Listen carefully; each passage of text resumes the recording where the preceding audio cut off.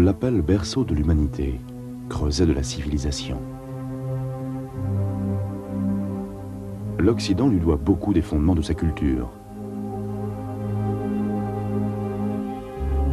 Des milliers d'années n'ont pas eu de prise sur la qualité des trésors d'art et d'architecture légués par ces populations antiques. C'est l'Égypte.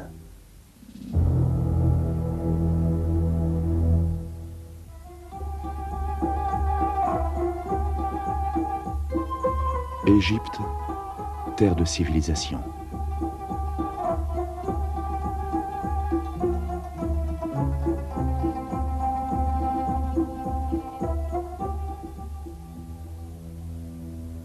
Située aux portes de l'Afrique, au carrefour de 3 continents, l'Égypte est bordée au nord par la mer Méditerranée et à l'est par la mer Rouge.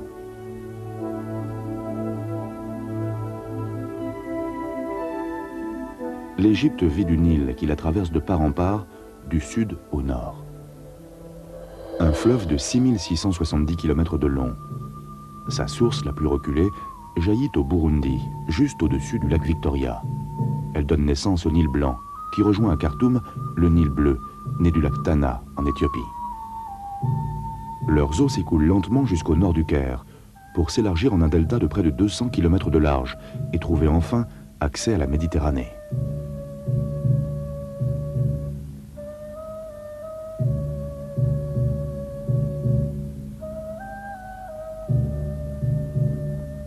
Ce fleuve conditionne en Égypte toute forme d'existence.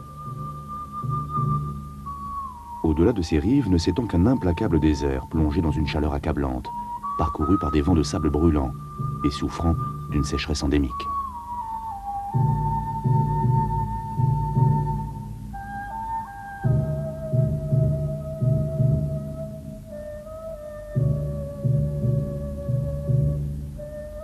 Ne s'accrochent ici que quelques rares espèces de plantes et d'animaux parmi les plus sobres et les plus résistants.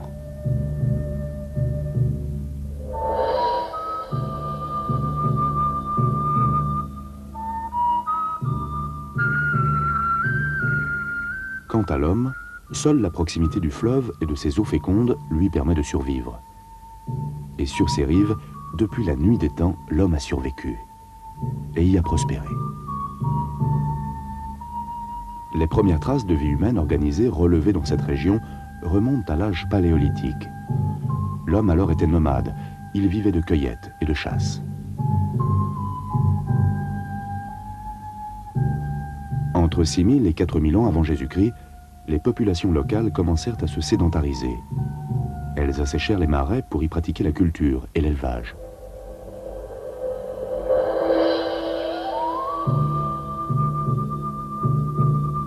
Elles furent à cette époque rejointes par des tribus venues d'Asie mineure et d'Afrique du Nord. De cette fusion ethnique sont issus les premiers véritables ancêtres des Égyptiens d'aujourd'hui. Dès 4000 avant Jésus-Christ, la région est florissante. Ses habitants vivent dans des huttes faites de boue séchée et de joncs, dotées d'un mobilier relativement confortable.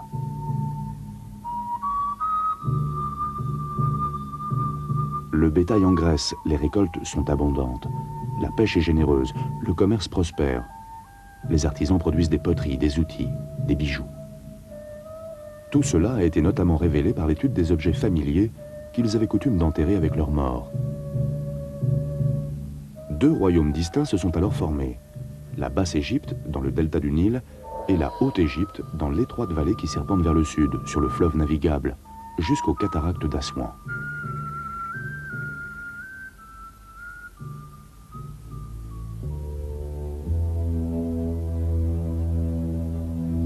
L'histoire de l'Égypte pharaonique se divise en 3 périodes.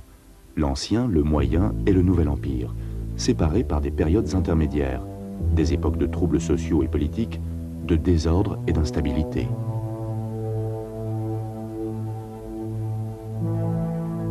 Sur le site d'Abydos, une liste établie au IIIe siècle avant Jésus-Christ par le prêtre Ménéthon regroupe en 30 dynasties les règnes qui se sont succédés durant ces 3 empires.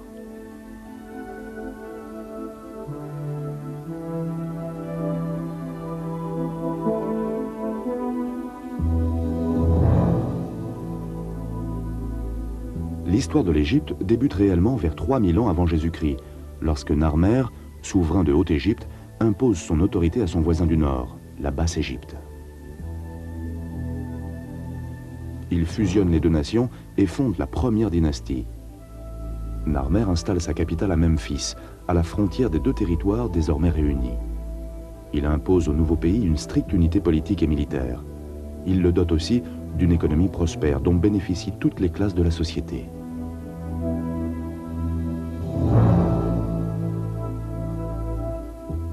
Dès lors, se développe très vite un important foyer de civilisation. En 30 ans de règne, et avant d'être emporté, dit la légende, par un hippopotame, Narmer forge du roi une image de Dieu vivant qui restera acquise à ses successeurs au fil des siècles. À l'origine, les souverains égyptiens étaient désignés suivant une antique formule confiant le pouvoir au gendre de la précédente reine. L'inceste était fréquent, afin que les fils puissent pallier l'éventuelle défaillance ou la disparition du père. Aha succéda à Narmer. On lui attribue quelques conquêtes et la construction du palais de Memphis.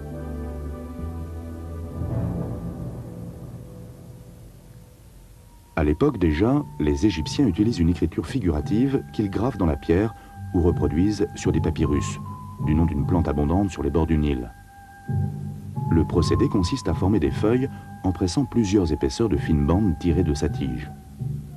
Cet ancêtre de notre papier est malheureusement fragile. Il brûle facilement et souffre de l'humidité.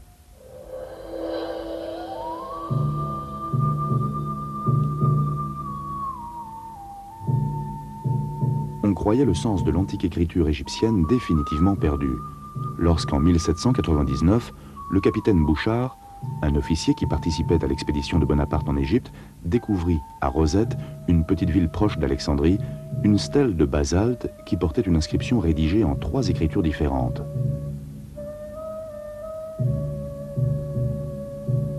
Cette pierre de Rosette fut confiée à divers savants qui tentèrent en vain de la déchiffrer. Finalement, c'est un Français, Jean-François Champollion, qui 23 ans plus tard trouva la clé de l'énigme.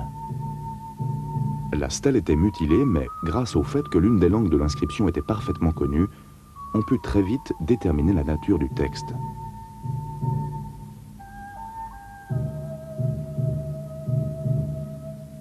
Il s'agissait d'un décret promulgué à Memphis par Ptolémée V en 196 avant Jésus-Christ, longtemps après la conquête de l'Égypte par les Hellènes, et donc très logiquement rédigé en grec à destination de ceux qui administraient alors le pays.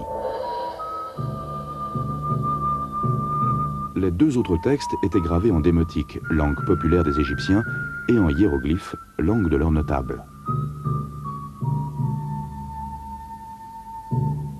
En juxtaposant les 3 versions, Champollion réussit par déduction à déterminer le sens de 24 hiéroglyphes de base, puis de quelques 700 autres. En compliquant à l'extrême cet alphabet imagé, les Égyptiens lettrés l'avaient rendu incompréhensible au commun des mortels. Dès lors, la langue vulgaire, le démotique, sorte de sténographie élémentaire, finit peu à peu par s'imposer.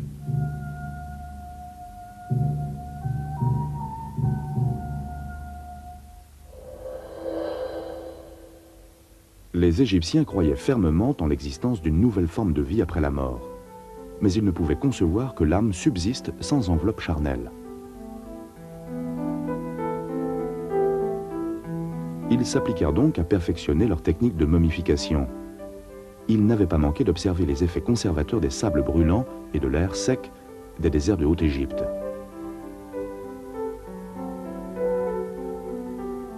C'est donc là qu'ils choisirent d'ériger les tombes de leurs morts illustres. Dès la fin de la 3e dynastie, elles prirent la forme de pyramides. La première, bâtie en degrés, est celle de Djoser. Elle fut construite à Saqqara, un site proche de Memphis, par le plus illustre des architectes, le génial Imhotep.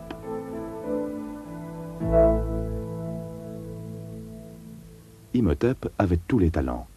Bâtisseur et lettré, il était le principal ministre du roi. Après sa mort, il fut même élevé par le peuple à la dignité de dieu de la médecine.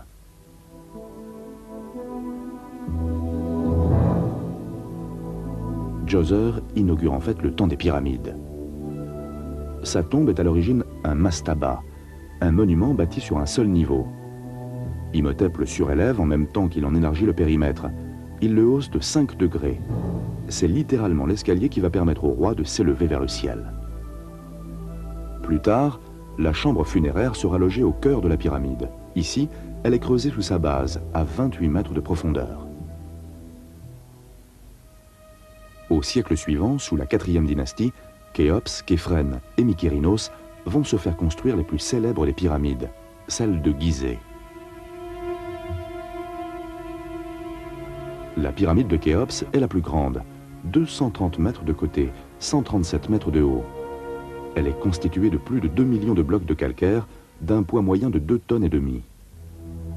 Les proportions du monument dénotent, de la part des bâtisseurs, des connaissances troublantes.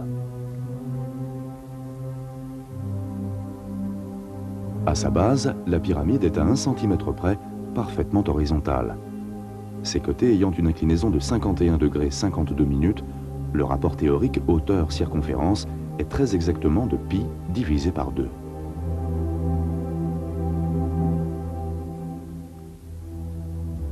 Cette précision suppose de la part des architectes égyptiens une exceptionnelle science mathématique. Une erreur de 2 degrés seulement dans l'inclinaison des côtés du monument aurait entraîné un défaut de verticalité de 15 mètres au sommet.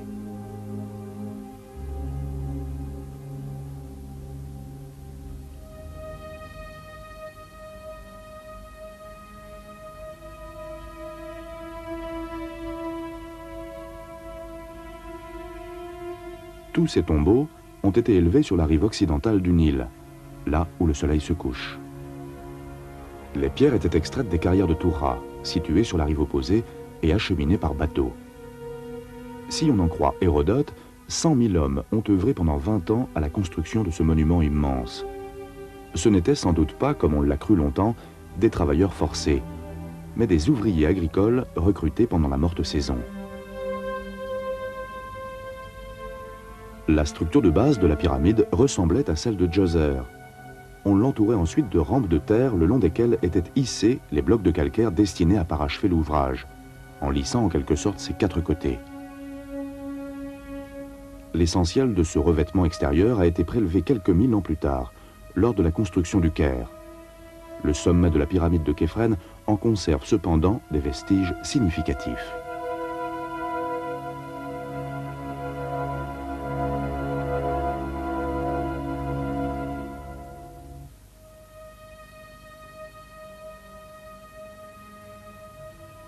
À l'intérieur de chaque pyramide, les architectes prévoient un dédale de couloirs qui conduisent à 3 chambres funéraires. L'une d'elles renferme le sarcophage en granit du roi, un granit extrait de carrières situées loin au sud, près d'Assouan. Chaque pyramide est reliée par une galerie à un temple mortuaire bâti au bord du fleuve. Creusées autour du monument, des fosses contiennent des bateaux destinés au passage du défunt dans sa vie future. Képhren ne se contenta pas d'une pyramide. Il fit construire le fameux sphinx de Gizeh qui, du haut de ses 20 mètres, garde fidèlement depuis 4500 ans le chemin qui conduit à la tombe de son maître. Le corps est celui d'un lion, symbole de force et de puissance. La face reproduit peut-être le visage de Képhren lui-même, ou peut-être représente-t-elle le dieu Horus veillant sur l'horizon.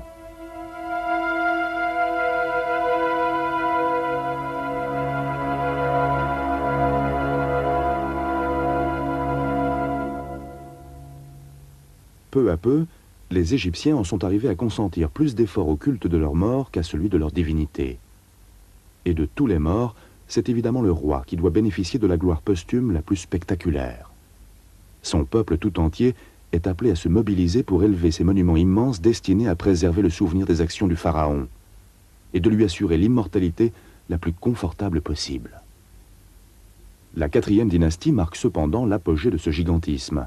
Déjà, la 3e pyramide de Gizeh, celle de Mykérinos, est nettement moins volumineuse que celle de ses prédécesseurs. Il est vrai que l'époque de sa construction est aussi celle du déclin de l'Ancien Empire. À la fin de la 6e dynastie, après un dernier règne prestigieux et particulièrement long, celui de Pépi II, qui meurt nonagénaire, le pays est miné par un excès de bureaucratie et surtout par les ambitions d'une foule de potentats locaux. Vers 2180 avant Jésus-Christ, l'Égypte est plongée dans le chaos. C'est la première période intermédiaire qui va durer 1 siècle et demi. Les rois se succèdent par dizaines, au rythme d'1 par jour pendant des semaines, dit la légende. C'est un temps de famine et d'anarchie. L'Empire manque de tomber dans cette première grande épreuve de son histoire. Il est sur le point d'être totalement démantelé.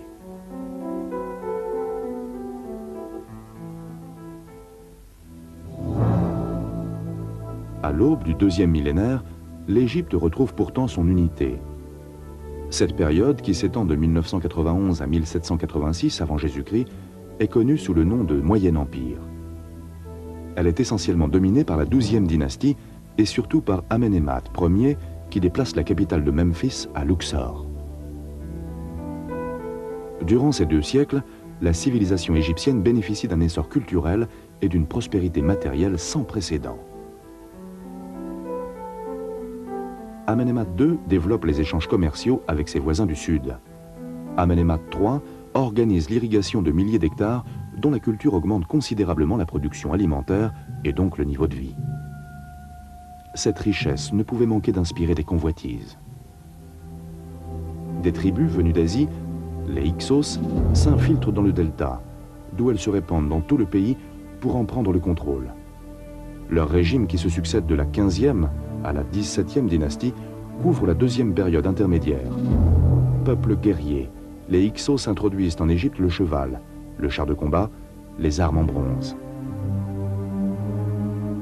2 siècles plus tard, les princes thébains reprennent le pouvoir. Ils repoussent les Hyksos jusqu'en Palestine et recréent une dynastie indépendante, la 18e. Le nouvel empire installe sa capitale à Thèbes. Thoutmôsis Ier et les autres souverains qui inaugurent cette dynastie pratiquent une politique de conquête qui vise à protéger le pays et lui garantir sa sécurité. Ces expéditions les conduiront loin vers le sud, l'actuel Soudan, et vers le nord-est jusqu'à l'Euphrate. Thoutmôsis Ier fut le premier pharaon à ordonner que sa tombe soit creusée dans la fameuse vallée des rois. Le site est proche de Thèbes, sur la rive opposée du Nil. Le paysage est chaotique, les repères sont rares, et c'est ce qui déterminera le choix du souverain, très soucieux de garder sa sépulture secrète à l'abri des voleurs. Mais ses successeurs, par dizaines, suivirent le même raisonnement, si bien que la vallée et sa destination funéraire n'eurent bientôt plus rien de secret.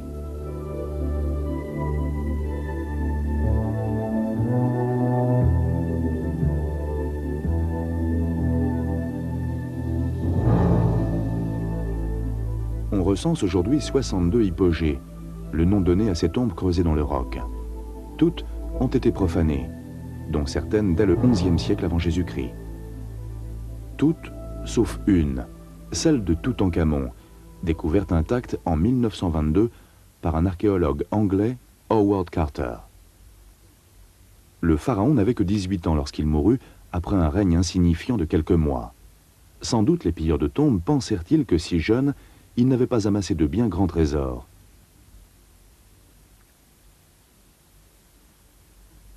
C'est à cette indifférence que Toutankhamon doit être devenu, 32 siècles après la fin de sa si courte vie, le pharaon le plus célèbre du monde. La découverte de Howard Carter, la tombe de Toutankhamon, contenait un trésor d'une richesse et d'une qualité artistique exceptionnelle. Le sarcophage renfermait un triple cercueil, le premier en bois décoré d'or et d'argent, le deuxième couvert d'or incrusté de verreries, le troisième enfin de plus de 3 cm d'épaisseur en or massif, rehaussé de faïence bleue et de pierres naturelles.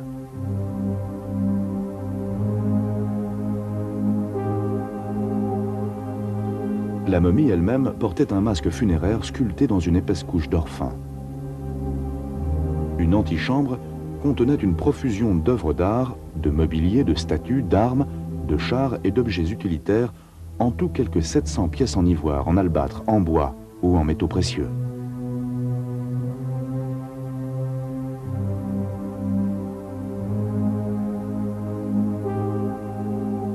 Elles font aujourd'hui la fierté du musée du Caire, où sont également exposés 2 des 3 cercueils qui s'emboîtaient pour abriter la momie. Le plus grand a réintégré le tombeau de la vallée des rois. Toutankhamon y repose à nouveau. tel que nous le restituent ces effigies qu'Howard Carter décrivait tristes et calmes, suggérant la jeunesse prématurément surprise par la mort.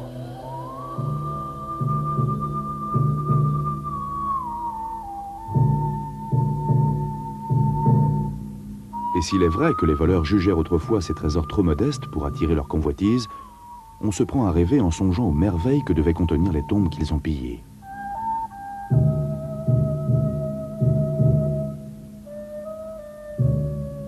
Parmi les ancêtres de Toutankhamon dans la 18e dynastie figurent les Thoutmôsis, deuxième et troisième du nom. Fils illégitime, Thoutmôsis III était encore tout enfant à la mort de son père. Il fut écarté du pouvoir à la suite d'une révolution de palais, alors unique dans les annales de l'Égypte. C'est sa belle-mère, Hatshepsut, qui s'empara du trône. Pour justifier cette confiscation, elle n'hésita pas à s'affirmer la fille de Amon, le grand dieu de Thèbes. Du moins lui doit-on l'une des merveilles de l'architecture égyptienne, le temple de Der el-Bahari, construit dans un site proche de la vallée des rois et consacré à Hathor, la déesse de l'amour et de la joie. Il est célèbre pour la beauté de ses bas-reliefs. Beaucoup illustrent les expéditions commerciales qui demeurent l'élément marquant de ce règne hors du commun qui dura près de 15 ans.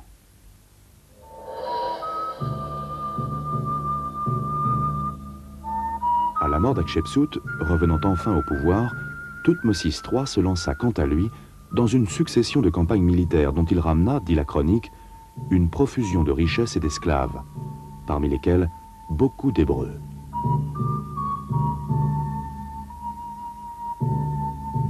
L'Égypte touchait à l'un des sommets de sa puissance. Les gouvernants des pays proches y envoyaient leurs fils afin qu'ils s'y instruisent. Rentrés chez eux en bons élèves, ils devenaient les plus sûrs alliés de leurs puissants voisins. La société égyptienne était désormais soigneusement hiérarchisée. Au sommet, le roi, paraît depuis l'avènement du nouvel empire du titre de pharaon, qui signifie littéralement le grand palais. Sous l'autorité du pharaon, des classes sociales en cascade. Une élite tout d'abord, les hauts fonctionnaires, les prêtres et les nobles. Ensuite, une classe moyenne, composée des scribes, artistes, soldats, enseignants, commerçants et artisans. Au bas de l'échelle, les domestiques, les paysans et les ouvriers. Et plus bas encore, mais relativement peu nombreux, les esclaves. La richesse du pays garantit à chacun une relative prospérité, et l'ordre règne. Pourtant, les Égyptiens manquent d'espace vital. Ils sont contraints de vivre dans l'étroite bande de terre cultivable qui court de part et d'autre du Nil. Leurs maisons s'y entassent les unes contre les autres. Les seules demeures solides et confortables sont celles des nantis. Elles sont vastes. Leurs porches monumentaux ouvrent sur de superbes cours, des jardins, des bassins ombragés, des dépendances où logent les serviteurs. Elles sont dotées de meubles splendides en bois précieux, décorés d'or et d'argent. Chaises et fauteuils sont recouverts de tapisseries ornées d'incrustations d'ivoire et d'ébène.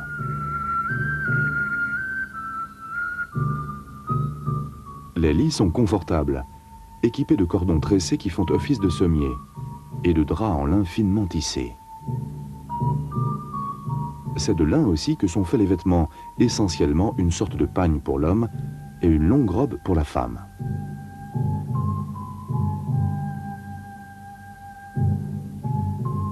Les domestiques préparent dans leur propre logement la nourriture qu'ils servent ensuite à leur maître, dans le bâtiment principal.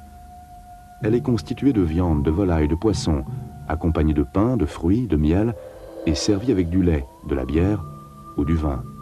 À en croire la littérature et les dessins parvenus jusqu'à nous, toutes les classes sociales privilégiaient une heureuse vie de famille. Le pharaon était autorisé à entretenir plusieurs femmes, mais la plupart des Égyptiens étaient monogames. Les enfants avaient leurs jouets, des hochets, des poupées articulées, et des animaux familiers, des chats, par ailleurs considérés comme sacrés, des chiens, et même des babouins. Quant aux adultes, ils pratiquaient pour se distraire le séné, un jeu sur damier, ainsi qu'une sorte de jeu de dés. La musique était très appréciée des anciens Égyptiens. ils en jouaient sur des instruments comparables à la harpe, à la flûte et à la clarinette. Parmi leurs autres distractions, des spectacles de danse, de lutte ou de magie, sans oublier pour les hommes les parties de pêche, de tenderie et de chasse au crocodile ou à l'hippopotame. L'éducation était considérée comme essentielle. Les enfants apprenaient l'écriture, l'arithmétique et la géométrie, dans l'espoir de faire carrière dans la haute administration, l'ambition suprême. On connaît surtout des anciens Égyptiens leurs chefs-d'œuvre architecturaux, mais ils étaient aussi brillants en matière de science et de littérature. Ils nous ont légué une somme considérable de chansons, de poèmes, de chroniques, de romans et de récits d'aventures. L'un de ces derniers, qui a traversé les âges, inlassablement raconté aux enfants, décrit les aventures passionnantes de Simbad, le marin. L'eau, qui exerçait sur eux une grande fascination, en fit des experts en construction navale. C'est un talent qui, comme celui de leurs architectes, suppose une excellente connaissance des problèmes d'arithmétique ou de géométrie.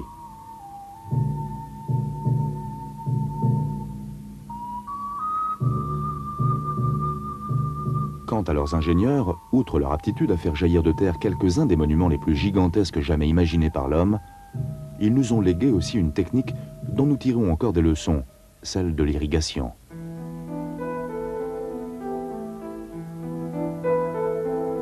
Les crues du Nil, qui peuvent tripler le débit du fleuve, ont toujours tenu l'Égypte sous leur loi. On pourrait écrire l'histoire de cette région avec pour seul fil conducteur la politique d'irrigation menée par ses princes. Elle débute avec la construction d'un réseau de canaux dans le Fayoum, une vaste dépression au sud de Memphis, dès le début du 2e millénaire avant Jésus-Christ. L'observation du cycle inondation, germination, récolte inspira aussi aux Égyptiens la nécessité de mettre au point un calendrier. Pour point de départ, ils choisirent le lever de l'étoile Sirius, dont ils avaient constaté qu'elle apparaissait régulièrement à une latitude déterminée. Entre chaque apparition de Sirius dans cette position céleste, ils comptèrent 365 apparitions du Soleil, correspondant à ce qui constitue aujourd'hui, encore, les 365 jours de notre calendrier. Ils divisèrent également les journées en 24 heures et créèrent le cadran solaire. Enfin, pour compléter cette maîtrise du temps, ils inventèrent l'horloge afin de déterminer plus précisément encore le défilement des heures en faisant s'écouler de l'eau dans une vasque par un trou au diamètre soigneusement étudié. Grande aussi était la réputation de la médecine égyptienne. Plusieurs papyrus parvenus jusqu'à nous justifient cette renommée.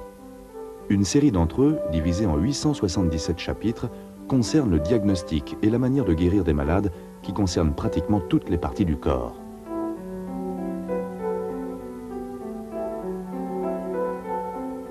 Un autre papyrus codifie le traitement chirurgical des blessures. Un autre encore, qui serait dû à Imhotep et remonterait donc à l'Ancien Empire, traite des troubles cardiaques. Les maladies du cœur, considérées aujourd'hui comme des fléaux modernes, sévissaient donc déjà dans l'Antiquité.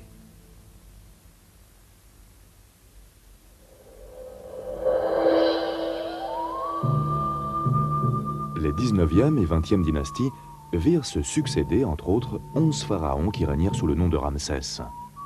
Baptisé dès lors l'âge des Ramessides, cette période, qui couvre pour l'essentiel les 13e et 12e siècles, marque l'apogée du Nouvel Empire, avant qu'il soit miné par des incursions étrangères. Comme au temps des grandes pyramides de l'Ancien Empire, ce fut une époque de travaux prestigieux. De la Nubie au Delta, Ramsès II et Ramsès III offrirent à l'Égypte des œuvres d'une qualité nouvelle.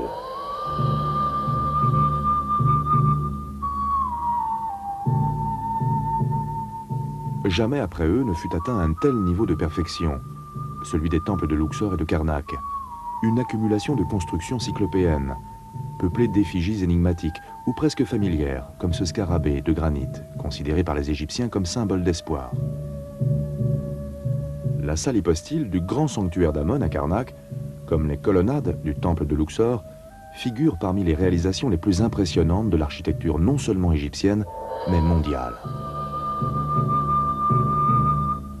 Leur construction s'étale sur une période de quelques 200 ans, comme en témoignent les reproductions de scènes rituelles et les hiéroglyphes qui y sont gravés par centaines.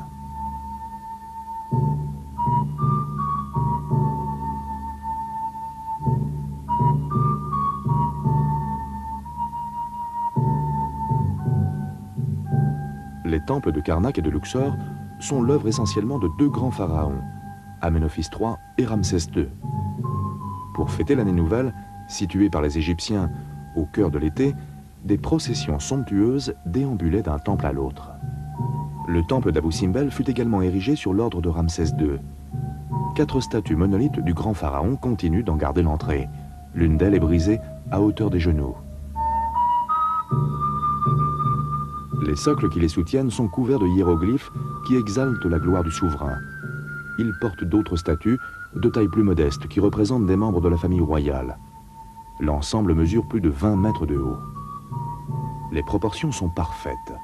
La proximité immédiate du Nil ne permettait pourtant pas de prendre un recul suffisant pour les vérifier. À proximité, Ramsès II fit tailler dans la falaise un second temple plus modeste.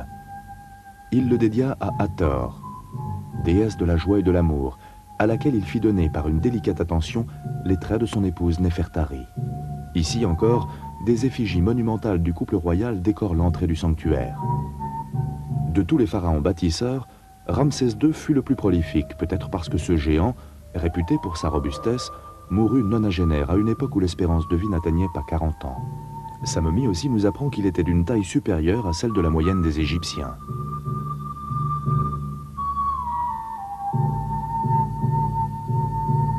C'est le signe de la vie qui accueille le visiteur au seuil d'Abou Simbel.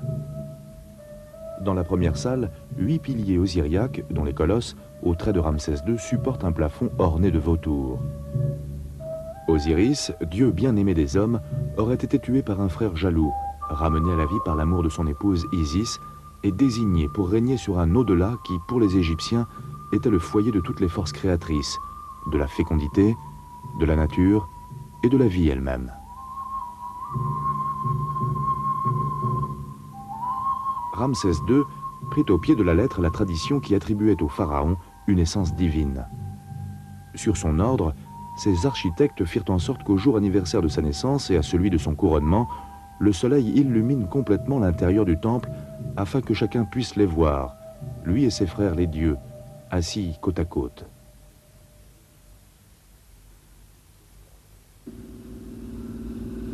En 1963, les temples d'Abou Simbel furent menacés par les projets de construction du barrage d'Assouan. Ils furent sauvés grâce à une campagne menée par l'UNESCO.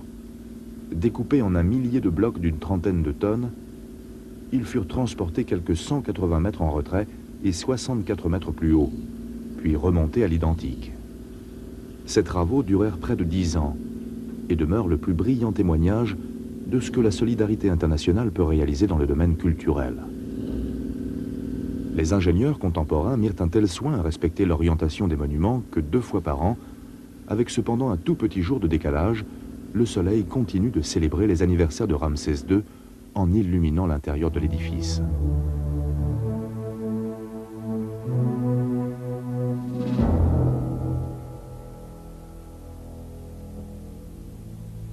Ultérieurement, un autre temple situé à proximité, celui de Philae, a également fait l'objet d'une opération de sauvetage patronnée par l'UNESCO.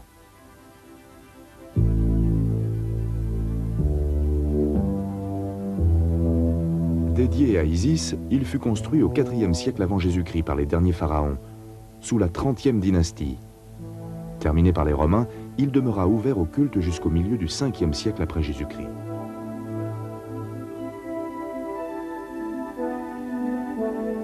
Mais revenons à la vallée des rois et aux plus illustres souverains des 19e et 20e dynasties.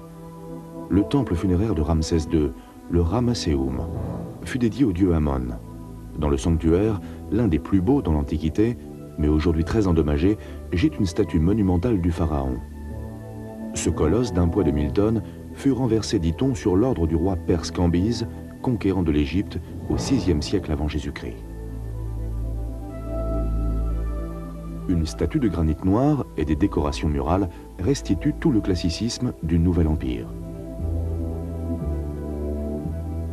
À 1 kilomètre de là s'élève le temple de Medinet Abou, une sorte de copie du Ramesséum que Ramsès III fit construire 150 ans plus tard pour son propre usage.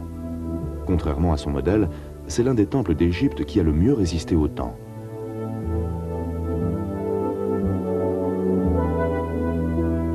Ramsès III fut le dernier grand pharaon. Dès sa mort, l'Empire subit une décadence qui s'accéléra sous le règne de ses 8 successeurs. L'extinction de la 20e dynastie en 1085 inspira de nouvelles convoitises. D'abord assumé par des pharaons issus du delta, le pouvoir fut confisqué par des Libyens, puis par des Nubiens qui restaurèrent pour un siècle une paix relative.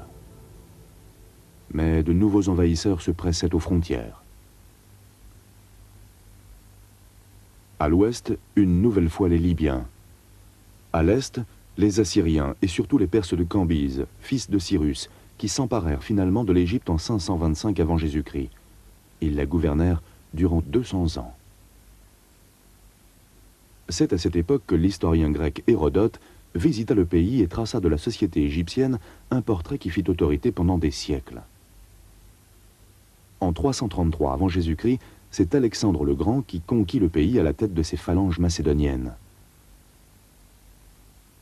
Il créa une nouvelle capitale, baptisée de son nom, Alexandrie, bientôt peuplée de 300 000 habitants et destinée à devenir le plus grand port et l'un des foyers de culture de la Méditerranée orientale. Lorsqu'il mourut 10 ans plus tard, le pouvoir passa à un de ses généraux, Ptolémée, qui s'érigea en pharaon, fondateur d'une nouvelle dynastie. Curieuse fusion d'une civilisation terrienne plusieurs fois millénaire et d'une civilisation de marins vieille seulement de quelques siècles. Une expérience d'ailleurs très vite compromise par la puissance romaine. Les Ptolémées s'étaient à ce point endettés à l'égard de Rome qu'ils n'eurent plus comme solution de remboursement que de céder leur empire à leurs créditeurs. Tandis que le pharaon se rendait à Rome pour concrétiser cette cession, sa fille aînée tenta de s'emparer du trône. Mal lui en prit. Elle fut aussitôt assassinée par des fidèles de son père. Sa sœur Bérénice eut le tort de vouloir usurper à son tour le pouvoir. Revenu en hâte au pays, avec le support des Romains, le pharaon la fit exécuter. À sa mort, l'Égypte passa à 2 autres de ses enfants, Ptolémée XIII et Cléopâtre VII, âgés respectivement de 10 et 18 ans. Ses passions et son suicide ont fait à Cléopâtre une part belle dans l'histoire, mais sa réputation doit beaucoup sans doute à la légende et à l'imagination. Ces libertinages ne constituaient peut-être qu'une astucieuse méthode pour se maintenir sur un trône d'Égypte alors bien chancelant. Consciente de ne pouvoir s'imposer sans l'appui de Rome, elle réussit à séduire Jules César et à lui faire oublier jusqu'à l'existence de l'énorme dette financière de l'Égypte à l'égard de Rome. Elle subjugua ensuite Antoine, l'un des triumvirs successeurs de César, mais ce fut pour leur malheur. Octave, principal rival d'Antoine, ne put en effet supporter que celui-ci prétende imposer les enfants naturels qu'il avait eus de Cléopâtre comme héritier de l'Empire romain. À ce niveau de confusion, il ne restait aux adversaires qu'à en découdre.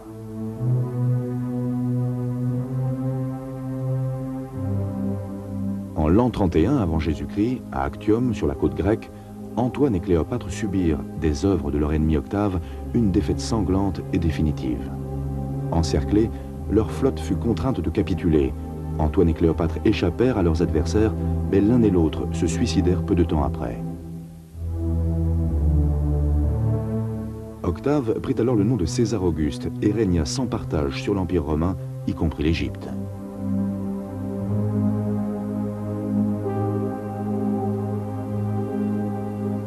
Et il décréta que pour célébrer la défaite de Cléopâtre, le 6e mois du calendrier romain s'appellerait désormais le mois d'Auguste, devenu aujourd'hui le mois d'août. Décidément rancunier, Octave fut pour beaucoup dans la réputation de débauché faite par l'histoire à Cléopâtre. L'Égypte fut gouvernée pendant 7 siècles par les Romains, puis, après la scission de l'Empire en 395 de notre ère, par leurs héritiers, les Byzantins chrétiens de Constantinople.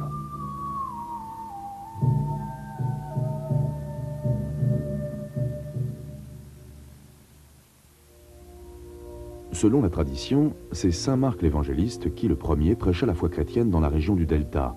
Et c'est en l'an 40 que fut bâtie, à Alexandrie, la première église d'Égypte. Très vite, cependant, les nouveaux chrétiens furent divisés par des différends théologiques.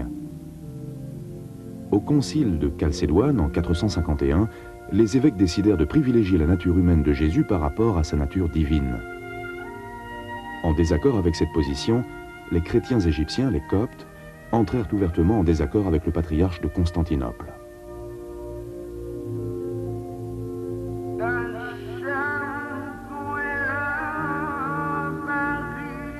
Les Coptes considéraient leurs ancêtres comme des païens.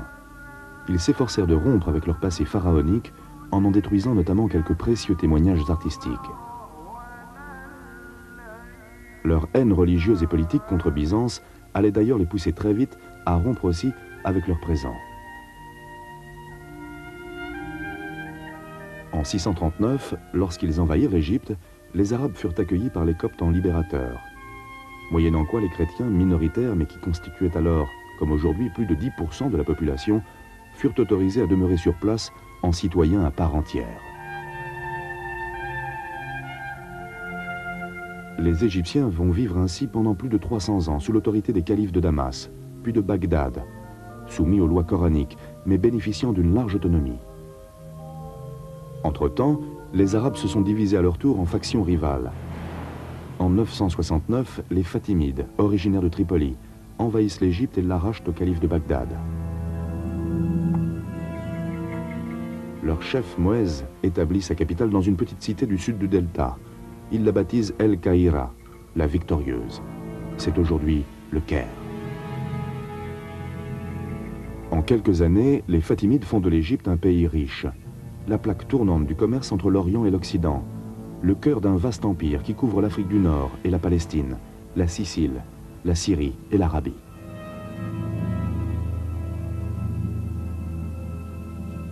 Ils tentent ensuite de supplanter définitivement les sunnites qui règnent à Bagdad. Ils comptent notamment sur leur position géographique idéale entre l'Europe et l'Inde. Chacune de leurs innombrables caravanes marchandes héberge des propagandistes religieux qui vont porter la parole de l'islam, de l'Espagne à l'océan Indien. Par contre, rien ne semble pouvoir les réconcilier avec leurs frères ennemis de Bagdad, même pas la menace que fait peser sur les uns et les autres les premières croisades. Il faudra un demi-siècle pour que l'émir d'Alep, Noureddin, réussisse à organiser la djihad, la guerre sainte contre l'envahisseur. En 1171, les troupes de Noureddin s'emparent de l'Égypte, avec à leur tête l'illustre Saladin. 3 ans plus tard, à la mort de son maître, Saladin se proclame sultan. En 1187, Saladin s'empare de Jérusalem et reconquiert en quelques mois la quasi-totalité des territoires occupés par les Francs depuis 1097. Cette victoire suscita une 3e croisade, elle-même suivie de plusieurs autres, qui s'échelonnèrent sur un siècle. Plusieurs prirent pour cible l'Égypte, considérée comme un des plus solides bastions de l'islam. Aucune ne réussit à l'ébranler vraiment. Entre-temps, en 1251, la dynastie de Saladin avait été renversée par une sorte de coup d'État militaire. Les sultans avaient recruté les mercenaires musulmans originaires de Turquie, les Mamelouks, moitié mongols, moitié slaves. Soumis à une hiérarchie militaire très stricte, lassés d'obéir aux ordres de leurs maîtres indolents, les Mamelouks prirent le pouvoir. Ils confisquèrent les terres et les redistribuèrent suivant un système féodal. Chaque nouveau propriétaire était tenu de verser à l'armée 2/3 de sa production.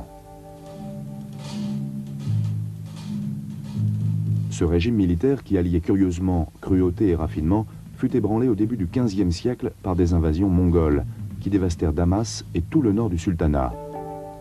Vint ensuite une longue période d'épidémies et de calamités naturelles. Enfin, le sultan prit la décision catastrophique de faire main basse sur toutes les marchandises qui transitaient dans ses ports. Cette mesure insolite poussa irrésistiblement les Européens à explorer une nouvelle voie commerciale qui leur permette d'atteindre l'Orient sans être soumis à une escale égyptienne.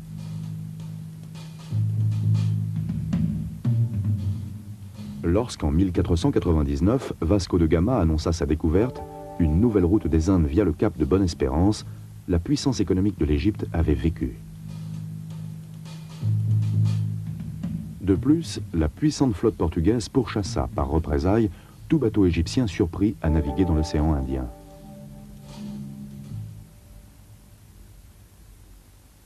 Les Mamelouks avaient donc fait leur temps. En 1517, ils furent balayés par les Turcs ottomans. Le pire était à venir. Pendant près de 3 siècles, les pachas turcs installés dans la citadelle du Caire n'exercèrent sur la province conquise qu'une surveillance administrative. Il s'agissait pour eux de percevoir des taxes. Pour le reste, la conquête ottomane arrêta net la prospérité matérielle et artistique du pays. Très vite, les Mamelouks vaincus avaient redressé la tête. C'est parmi eux que les Turcs recrutaient les percepteurs d'impôts, qui devinrent bientôt les véritables maîtres du pays.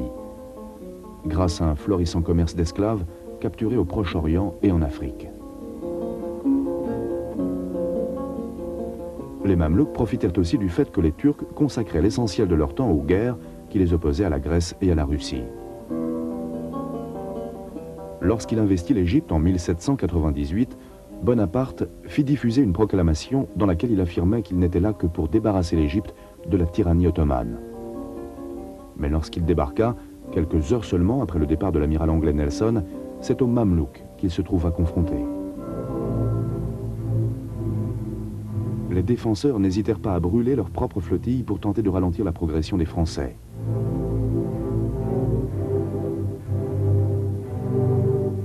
Peine perdue. Les troupes de Bonaparte, progressant à marche forcée, rejoignirent bientôt leurs adversaires à l'ombre des pyramides de Gizeh. Habile stratège, Bonaparte se garda bien de se précipiter sur la terrible cavalerie turque. Il forma ses fantassins en carré, flanqués d'artillerie sur lesquels, vague par vague, les Mamelouks s'obstinèrent à charger, jusqu'à se faire impitoyablement massacrer. Les combats se prolongèrent durant une journée entière. Le lendemain, Bonaparte était maître du pays.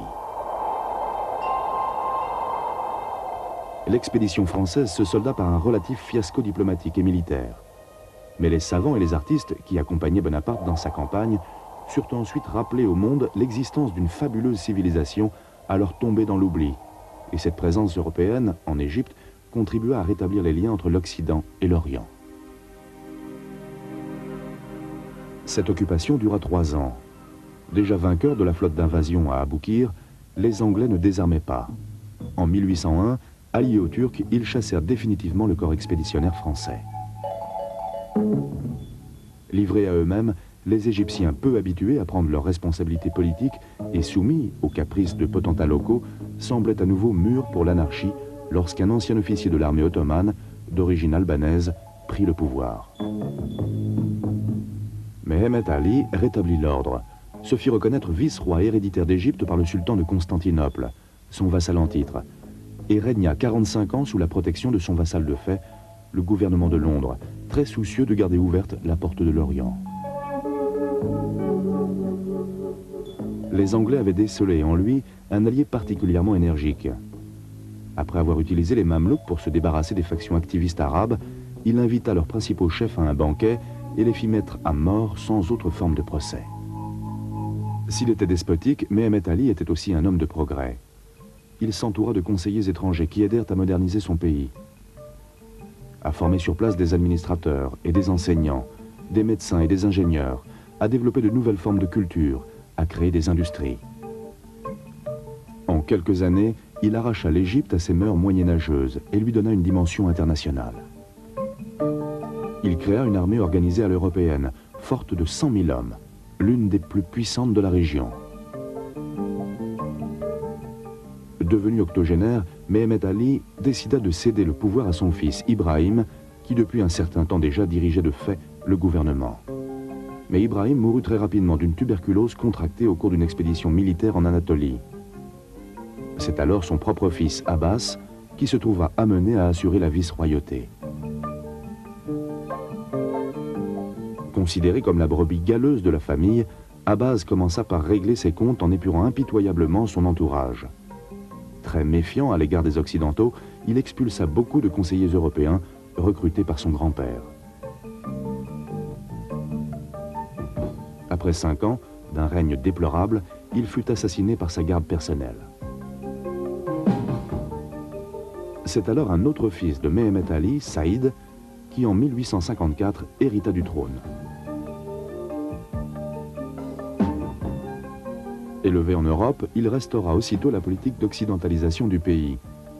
Enfant, Saïd avait tendance à prendre de l'embonpoint. Pour lui conserver sa ligne, son grand-père le soumettait à des exercices physiques et à un régime très strict. Lorsqu'il réussissait à s'échapper, il se réfugiait au consulat de France au Caire, où il s'était lié d'amitié avec un diplomate, Ferdinand de Lesseps, qui le gavait de macaroni.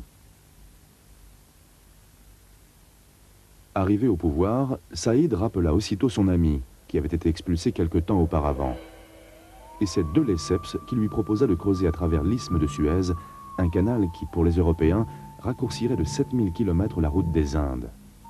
Malgré la réticence du gouvernement britannique, de Lesseps obtint la concession des travaux qui débutèrent en 1859. Faute de capitaux, les promoteurs du projet n'avaient pu acheter qu'un matériel très insuffisant. Pour réaliser cet ouvrage gigantesque, il fallut recourir à des procédés littéralement pharaoniques. Recruter 20 000 ouvriers, appelés à travailler dans des conditions extrêmement dures. Beaucoup moururent de malnutrition, de maladie ou d'épuisement. La construction du canal dura 10 ans. Saïd n'assista pas à son inauguration en 1869. Il était mort depuis 6 ans déjà, à peine quadragénaire. Outre le canal, il avait apporté à son peuple les chemins de fer, l'eau courante, l'éclairage au gaz, des écoles et des usines. Mais ces efforts de modernisation avaient coûté fort cher. Pour la première fois de son histoire, la fertilité de l'Égypte ne suffisait plus à couvrir ses dépenses.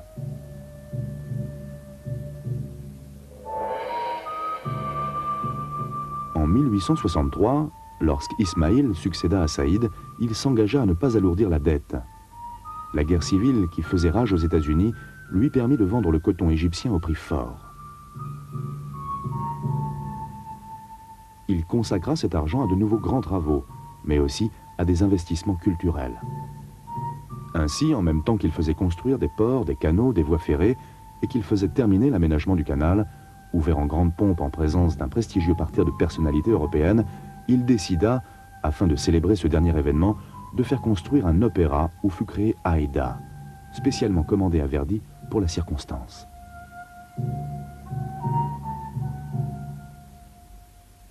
Ismaïl s'efforça aussi d'affermir sa dynastie. Modifiant la constitution, il se fit proclamer khedive et s'arrogea le droit de léguer le trône à ses enfants par ordre de primogéniture, suivant l'usage appliqué dans les royaumes européens. Mais entre-temps, la guerre civile américaine avait pris fin. Les prix du coton s'effondrèrent et la dette extérieure monta en flèche. Pour l'apurer, le khedive fut obligé en 1875 de vendre les parts égyptiennes du canal de Suez aux Britanniques. Malgré cela, le pays courait à la banqueroute. Il finit par tomber totalement sous la coupe financière de la France et de l'Angleterre. Et cette dernière allait bientôt rester maître du terrain en prenant prétexte de manifestations, puis d'une véritable révolte suscitée en 1879 par son interventionnisme. Les Britanniques écrasèrent les insurgés. Ils exercèrent un pouvoir de fait par l'intermédiaire du fils d'Ismaïl, Toufik, et ils rachetèrent le Sinaï à l'Égypte pour créer une zone tampon à l'est du canal.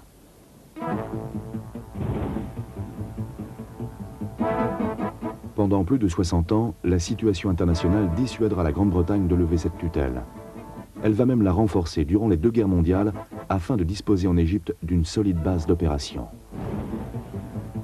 C'est à El Alamein que le général anglais Montgomery, en arrêtant les blindés du maréchal Rommel, infligea aux Allemands en 1942 leur première grande défaite terrestre de la guerre. Au lendemain de la victoire alliée, l'Égypte trouva dans le monde arabe l'appui nécessaire pour accéder enfin à l'indépendance. En 1947, les troupes britanniques se replièrent sur la zone du canal. Dans le même temps, dépassé par l'ampleur de l'immigration et de la résistance armée des Juifs de Palestine, Londres soutint la création d'un État d'Israël.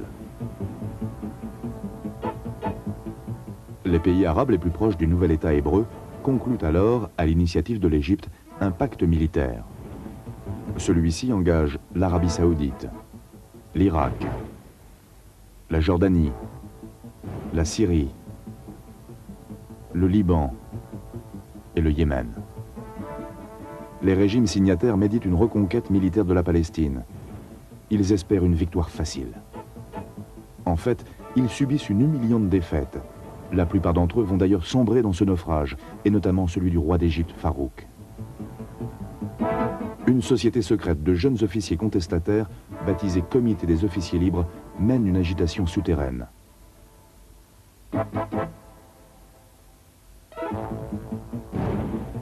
Les comploteurs prévoient de s'emparer du pouvoir suprême dans le courant de l'année 54.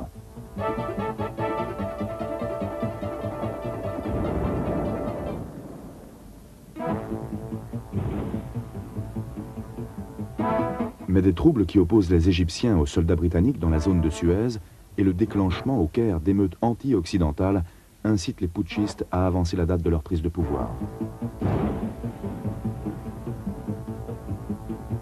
Le 22 juillet 1952, le bruit se répand que le roi serait en train de se constituer une garde prétorienne.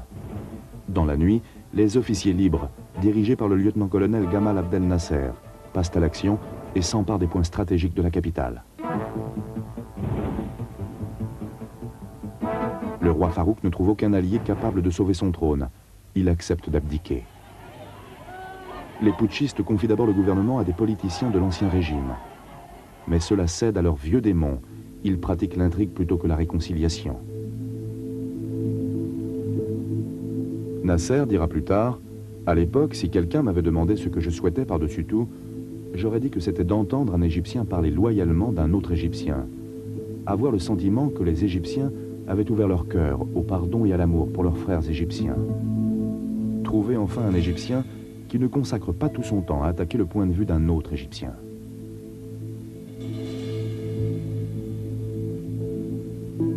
Les officiers libres décident donc d'assumer eux-mêmes le pouvoir. En 1953, ils proclament la République. Nasser est extrêmement populaire. Pour ses compatriotes, il est celui qui a mis fin aux 2500 ans de domination étrangère. Bientôt, sa popularité s'étend à l'ensemble du monde arabe, et même du tiers-monde, dont il devient le grand leader charismatique. En politique intérieure, le premier objectif de Nasser est de supprimer la mainmise des grands propriétaires terriens sur l'économie, d'effacer toute forme d'influence britannique et surtout d'améliorer sensiblement le niveau de vie du peuple égyptien.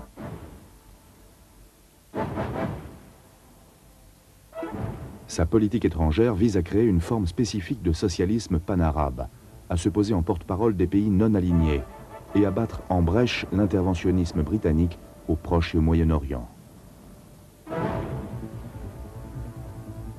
Boudé par les États-Unis, il se tourne vers l'URSS et les pays du bloc soviétique qui lui fournissent une assistance industrielle considérable et une profusion d'armes, de chars et d'avions. Devant les réticences de la Banque mondiale, de Londres et de Washington à financer le barrage d'Assouan, le 26 juillet 1956, Nasser nationalise la Compagnie du Canal de Suez. C'est le début d'une crise sans précédent, accrue par une tension croissante aux frontières israélo-arabes. Le 29 octobre, les Israéliens passent à l'attaque. 2 jours plus tard, la France et la Grande-Bretagne interviennent militairement. Il faudra une énergique intervention américano-soviétique pour étouffer le conflit. Nasser est le grand vainqueur moral de l'opération. C'est à lui que les Égyptiens, leurs alliés arabes et tous les pays non alignés attribuent le mérite d'avoir stoppé l'agression. Peu après, Nasser est accueilli à bras ouverts par les maîtres du Kremlin, qui se font un plaisir de financer la construction du barrage d'Assouan, moyennant bien entendu un renforcement des influences soviétiques en Égypte. En 1958, Nasser réussit à persuader les Syriens de se fédérer avec l'Égypte au sein d'une république arabe unie. Mais dès 1961, le partenaire syrien fait sécession. Populaire auprès de la majorité de ses compatriotes, le président n'en est pas moins impitoyable avec ses opposants.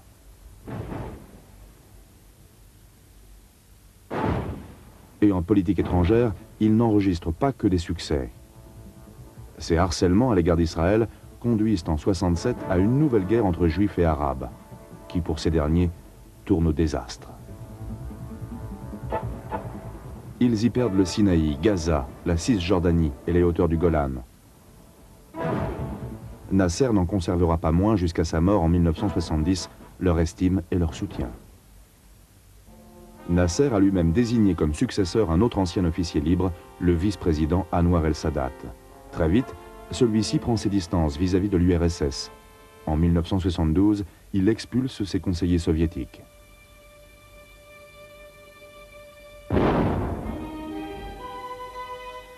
L'année suivante, il lance son armée entièrement réorganisée à l'assaut d'Israël.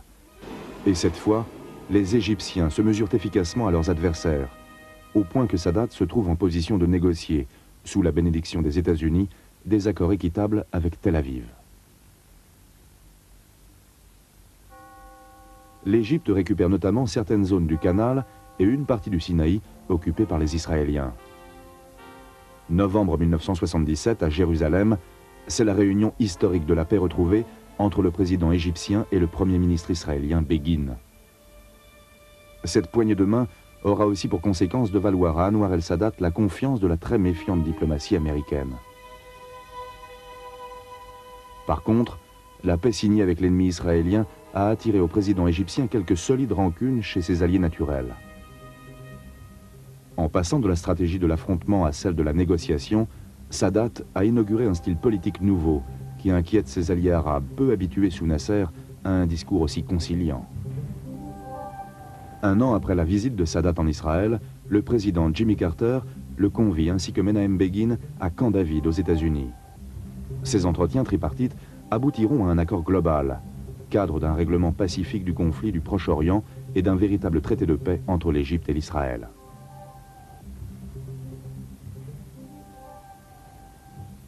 The signing of these documents marks only the beginning of peace.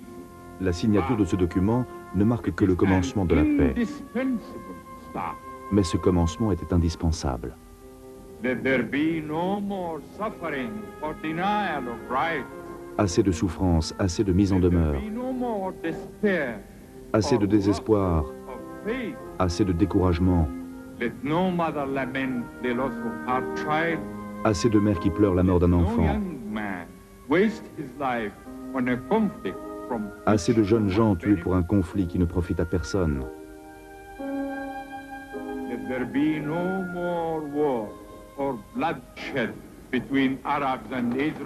Assez de guerre et assez de sang versé entre Arabes et Israéliens. Le traité de paix élaboré à Camp David et définitivement ratifié le 26 mars 1979 mettait fin à 30 ans de guerre. Les négociateurs n'aboutiront cependant à aucune décision concernant l'épineux problème de l'occupation par les Israéliens des territoires de Cisjordanie et de Gaza. Palestiniens et Jordaniens refusèrent de participer aux négociations. L'Égypte, Israël et les États-Unis tentèrent d'arriver seuls à l'élaboration d'une solution négociée. Ils ne réussirent cependant pas à aplanir leurs différends. Les discussions furent suspendues en 1982 sans que le problème soit résolu. Pour arriver à réaliser ces ambitieux projets de développement, Anwar el-Sadat relâche le contrôle très sévère de l'État sur tous les circuits économiques et fait appel aux investisseurs privés étrangers. Il s'efforce d'effacer l'image de régime fort qui était celle de l'Égypte sous Nasser. Il allège l'appareil policier et fait même passer en jugement d'anciens fonctionnaires soupçonnés d'atteinte aux droits de l'homme dans l'exercice de leurs fonctions officielles. Il fait scrupuleusement respecter dans les tribunaux les droits de la défense et abolit toute forme de torture.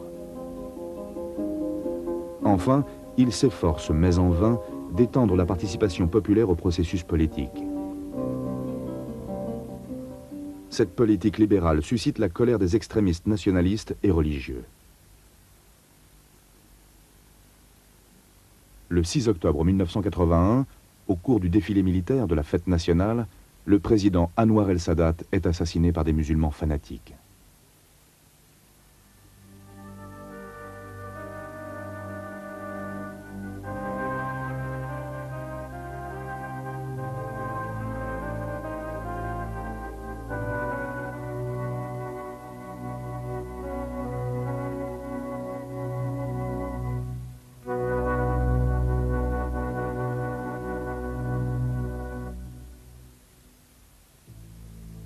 Hosni Moubarak, ancien chef des forces aériennes et vice-président depuis 1975, accéda au pouvoir.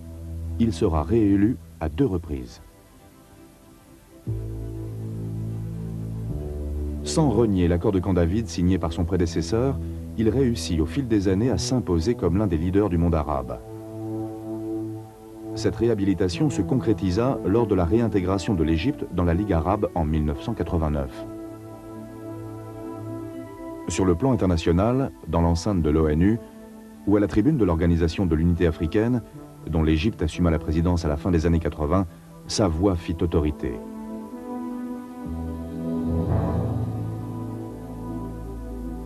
À l'intérieur de ses frontières, le président et son parti, le Parti national-démocrate, au pouvoir depuis 1978, semblent bénéficier d'un large soutien populaire. Moubarak a cependant ouvert le processus politique à l'opposition qui, aux élections législatives de 1987, a remporté une centaine des 454 sièges à pourvoir. Restent les dures réalités économiques qui menacent traditionnellement la stabilité du pouvoir. La Constitution confère l'autorité suprême du pays au président, élu par référendum et pour 6 ans, et qui désigne son vice-président, son premier ministre et les membres du cabinet.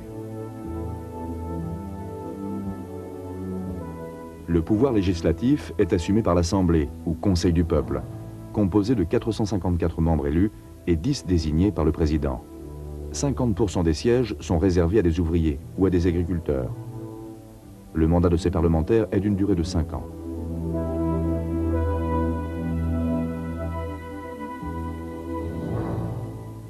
Il existe également un conseil consultatif composé de 70 membres choisis par le président et 140 élus. Mais ses pouvoirs sont limités. De puissantes instances régionales gèrent les affaires locales.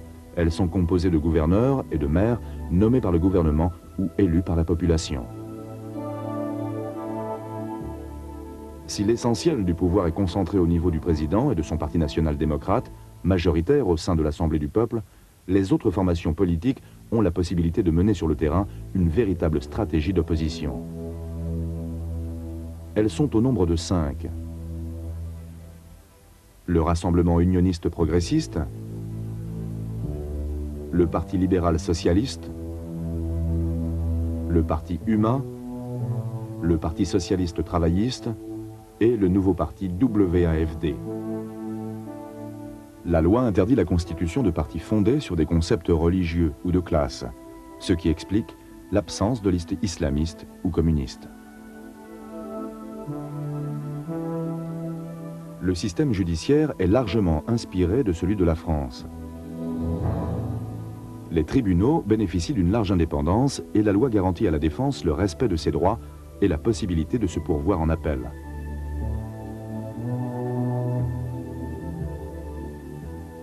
L'armée égyptienne se compose d'une force terrestre de 300 000 hommes, d'une défense antiaérienne de 80 000 hommes, d'une aviation de 29 000 hommes et d'une marine de 20 000 hommes.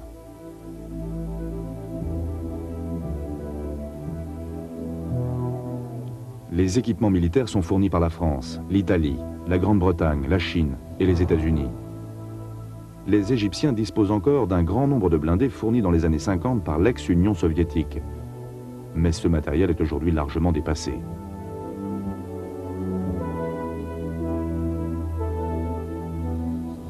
Les 2 tiers de l'industrie sont propriété de l'État, mais le secteur privé est en expansion.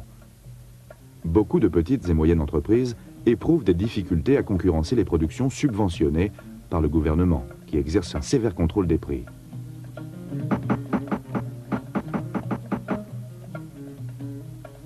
Le commerce de détail, le secteur tertiaire et celui de la construction sont très largement privatisés, de même que l'agriculture, administrée par des coopératives locales qui sont néanmoins tenues de respecter des normes de production. La quasi-totalité des terres agricoles est concentrée sur 35 000 km² de terres fertiles dans la vallée du Nil et la région du Delta. Certains sols désertiques ont été fertilisés, mais d'autres, qui étaient cultivables, ont été sacrifiés à l'urbanisation.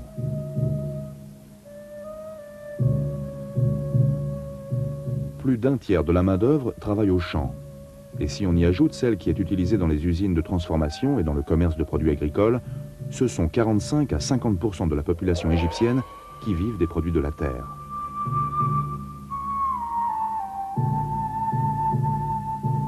Le niveau de productivité est exceptionnellement élevé. Le climat et le barrage d'Assouan, qui permettent une irrigation intense et régularisée, offrent la possibilité de plusieurs récoltes par an.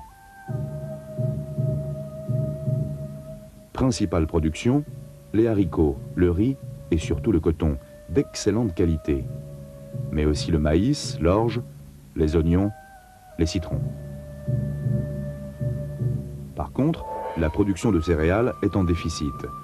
L'Égypte importe des États-Unis et d'autres pays occidentaux de grandes quantités de blé.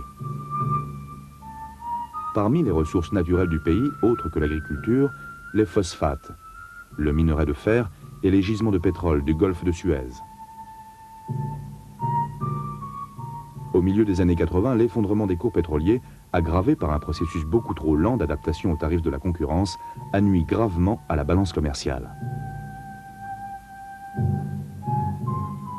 Alors que le secteur avait bénéficié d'importants investissements, la production pétrolière a dû être contingentée.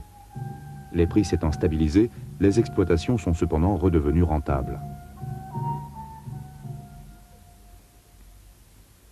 Aujourd'hui, le pétrole offre à l'Égypte les 2/3 de ses revenus à l'exportation et représente 14% de son produit national brut. Sont par contre en baisse les revenus du tourisme, malgré l'effort fourni en matière d'hôtellerie, et ceux du trafic sur le canal de Suez. L'Égypte est le pays le plus scolarisé du Proche-Orient, avec 40% d'alphabétisation. L'enseignement est gratuit, y compris à l'université, et beaucoup d'Égyptiens sont recrutés à l'étranger comme cadres ou travailleurs spécialisés. 40 000 diplômés sortent chaque année des hautes écoles, fréquentées à 46% par des femmes. Le taux de chômage est faible. Le manque de main-d'œuvre constitue d'ailleurs, avec l'inflation et la dette extérieure, le point noir de l'économie.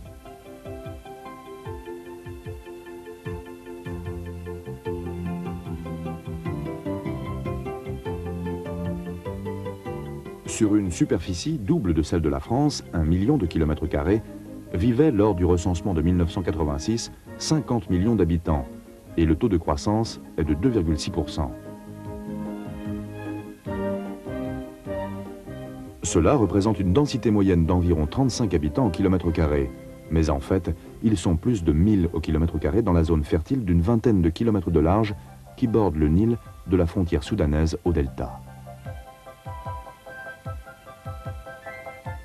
Quant à la capitale, le Caire, elle héberge 5 millions d'habitants, et même plus de 13 millions si on comptabilise ceux qui peuplent les faubourgs et les travailleurs migrants non déclarés. 90% de cette population est composée de Hamites, autochtones de très vieille souche. Les 10% restants sont des Grecs, des Italiens, des Syro-Libanais, des Juifs, des nomades bédouins et des Nubiens.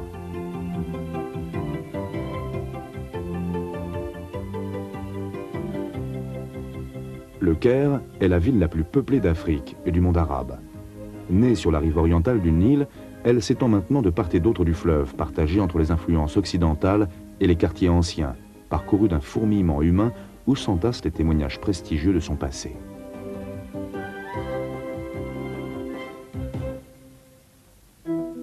L'urbanisation croissante qui fait se presser dans la ceinture populaire de la capitale jusqu'à 60 000 habitants au kilomètre carré a profondément modifié la cellule familiale. Pendant des siècles, les Égyptiens ont vécu en communauté rassemblant sous un même toit 2 ou 3 générations et toute leur parenté. Aujourd'hui, les cohabitants sont peu nombreux, un homme, sa femme et les enfants encore célibataires. Les aînés sont l'objet d'un grand respect et leurs enfants sont tenus de veiller personnellement à leur bien-être. L'idée de placer un parent âgé dans une maison de retraite est ici impensable. Aux parents le soin de choisir pour leurs enfants une profession, une école et même un conjoint. C'est pour les Égyptiens la garantie d'une sécurité émotive à laquelle ils attachent le plus grand prix.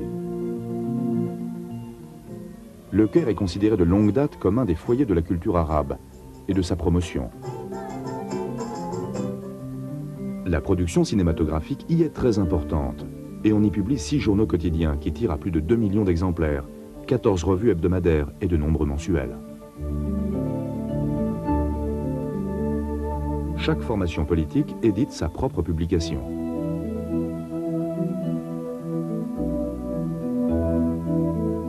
Le président Nasser avait très tôt pris conscience de l'importance, dans un pays en voie de développement, d'une institution de radiodiffusion efficace. L'Egyptian Broadcasting Corporation diffuse aujourd'hui 7 chaînes de radio nationales et 4 chaînes internationales qui transmettent chaque jour 180 heures de programmes en 32 langues. S'y ajoutent 2 chaînes de télévision publique en constant développement.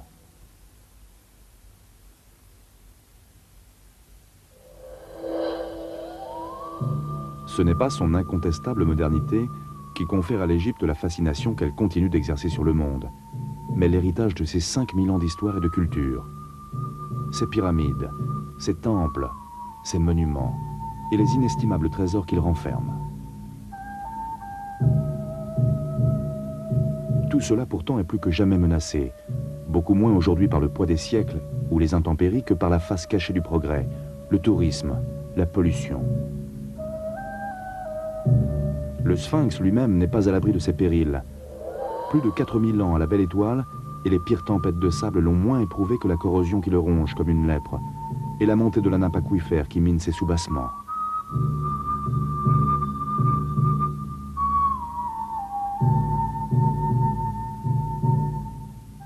La science s'attache à le restaurer, et par prudence, on le photographie sous tous les angles en prévision d'une disparition pure et simple qu'on s'efforce de différer, mais que l'on sait inéluctable. Tout cela, un jour, cessera d'exister.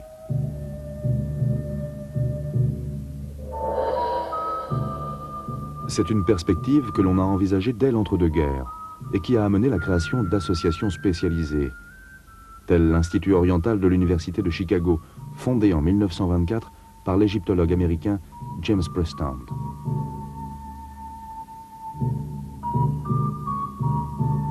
Ici sont répertoriés des milliers de clichés et de facsimilés de dessins ou de sculptures antiques déjà disparues. Le sable sous lequel ils étaient ensevelis avait protégé ces trésors durant des millénaires. Lorsqu'on les a dégagés, une réaction chimique s'est produite entre les sels minéraux contenus dans la pierre et l'humidité de l'air. La surface des murs s'est morcelée jusqu'à tomber en poussière. Ainsi s'est dissoute dans le néant une petite part de la mémoire humaine. Au train où vont les choses, la plupart des peintures et sculptures que l'on peut encore admirer aujourd'hui auront disparu dans 200 ans.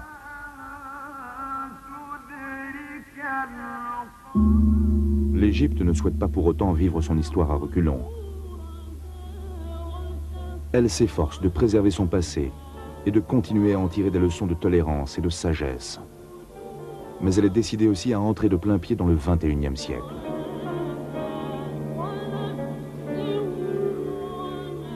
C'est le pays de tous les contrastes.